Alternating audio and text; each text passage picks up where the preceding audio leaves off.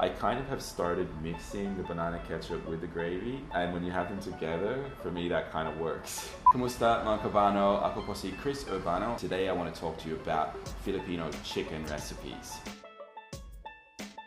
I have three very objective criteria, or two of them are objective and one of them is very much subjective. One, what's the culinary value of this dish? Second is, of course, how authentically Filipino or gaano ka pagka-Filipino ang itong ulam. The third one is, how good does it taste? Okay, so chicken in the Philippines, it's very popular. What you need to know about cooking and buying chicken in the Philippines is this, right? Broadly, there are two types of chicken you can get here. You got your native chicken, which are typically thinner, scrawnier chickens with less meat on them. And then you have your regular classic chicken, which is your kind of bred for meat chickens. They're normally more meaty, but often they're kept in confined environments. They move around a lot less. And for that reason, they're typically more meaty and tender, but you give up on the sort of flavor that you get from the native chicken that's grown up eating stuff off the ground and running around the barangay. So which one do you choose? Now that depends a lot on the recipe that you're cooking. And what I would say to people is, if you're cooking something like a stew where the chicken is the essential flavoring of the entire dish, then you're always better off to use the native chicken, because that's going to be cooked off. It's going to give you a richer, more flavorsome stock that will lend itself to everything else in the dish. If you're cooking something, on the other hand, that is more like where it's just literally chicken, then that's when I would go for the regular chicken meat cuts, where they're thicker, more tender. So if you're doing things like, your straight up fried chicken, or you're just basically doing a braise and then a very strong tasting sauce, for example, I would look at that. Now let's get straight into our top 5 list. So number 5 on my list of Filipino chicken dishes is chicken Afritada. This is almost like the caldereta of chicken dishes. It differs slightly from caldereta in that it is a tomato-based sauce. Really important to braise the chicken first. And when making afritada, you don't want to sort of cook it off in the sauce. You braise it first, and then you can introduce the rest of the sauce around it, and then have it sort of simmering away, absorbing all of the delicious flavors from the other ingredients and condiments that you're using. It's normally served as an ulam, with rice, and it's often a dish that you'll see prepared and served up at special occasions and when there's a large gathering, because it is easy to make a lot of it, so it's a great one to have on the fiesta table. It's very colorful and lively, and for that reason, it makes my top 5 list. So number 4 on my list is Arrozcaldo.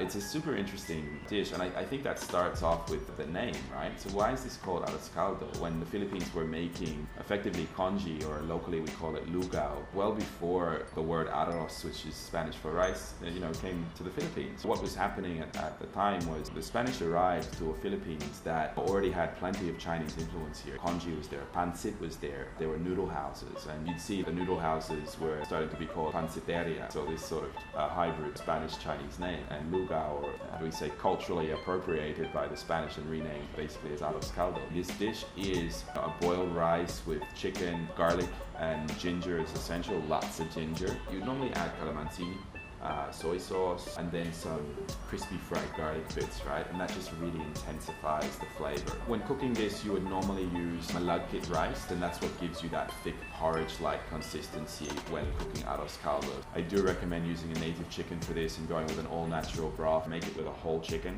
and you can basically just chop that up, boil that to get your original broth for an extended period, so it's deliciously flavored lugao, Arrozcaldo, congee, whatever you like to call it. Number 3 on my list is Ginataang Manok.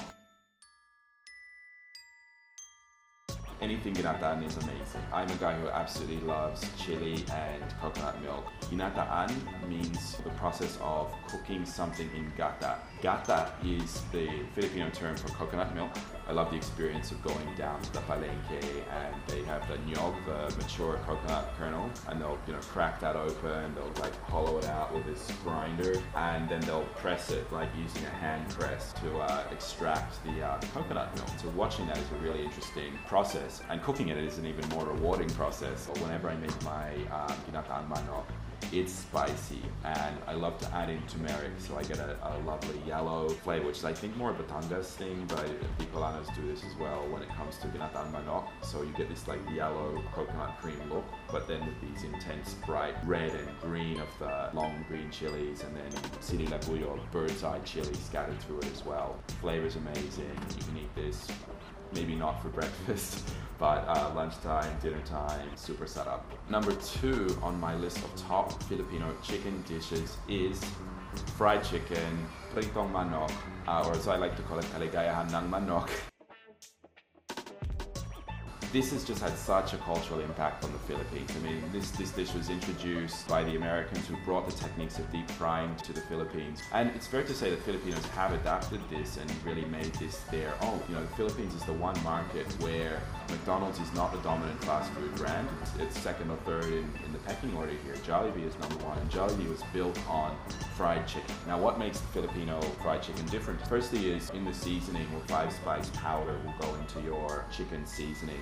Maybe a combination of cornstarch and flour. The second thing that's interesting about it is proper Filipino fried chicken is double dredged. So what I mean there is you go in once on your seasoning, then you go into an egg wash, and then you go back again for a second round into the seasoning. And that's what gives you that thick, hearty crunch around the outsides of the chicken. And the third thing that makes Filipino chicken a little different is that it will typically be served with either a gravy or Filipino tomato sauce. So I'm talking about banana ketchup here, right? I kind of have started mixing the banana ketchup with the gravy, and when you have them together, for me that kind of works. Alright, so number 1, have you guessed it already? It's chicken tinola, or Tinolang Manok. There's this really important history about Tinola. It has been cooked here for centuries, and there's a famous literary reference to this one in Jose Rizal's book Noli Me Tangere. The specific literary reference was around a banquet or feast where the Tinola was being served up, and a character in the book, Padre Damaso, he basically was served the neck. It's like the least desirable part of the chicken, right? You know, that was seen as sort of a bit of a slight towards his character, or maybe projection of where he was in the social pecking order, by the way that the chicken was divided between the guests at the gathering, right? So that was the sort of the famous literary reference to this dish. With so many reasons why this has to be the number 1. I mean, from a culinary standpoint, it's a really interesting combination of flavors. This is a chicken stew, typically done with native chicken. I love how it blends, you know, like a chicken stew with the Filipino vegetables and fruits. The classic vegetable that goes in here is actually green papaya, so that will go in and just introduce this like hint of sour notes. Now, if you don't have green papaya, then you'd use sayote. And the last thing that's interesting with the flavor combinations there is that it will use either dahon ng sili, which is the chili leaves, or it will use malunggay leaves, which imparts bitterness to the dish. Not too much, but enough that you know it's there. Now, like nilatang baka, you'll then normally finish this one at the table with a little bit more patis or fish sauce and some calamansi, which will add a bit more salt, sour to it. So mga kabano, what is your favorite Filipino chicken dish? I'd love to hear your comments. And the last thing I want to tell you is my book is coming out soon. So we are going to be actually releasing a book with all of the recipes from Maputing cooking that I've done over the past few years. And if you want to keep in touch with me about it, please send an email below. It's been a pleasure talking to you today about Filipino chicken, and I will see you guys all next time. Bye now.